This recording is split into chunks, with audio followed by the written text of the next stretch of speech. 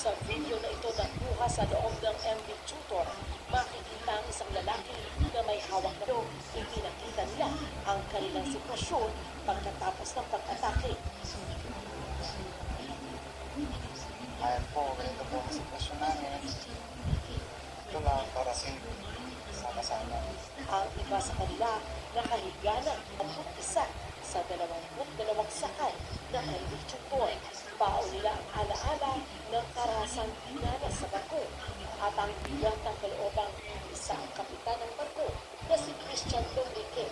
Kwento niya, gumamit ng bangkang pangisda ang mga puti para makasama ang kanilang barko. Inabog kami. Pagpilip po sa barko, sumabog na po. Ganun po kabilis ang nangyayari. May kasama raw silang armadong si Fruit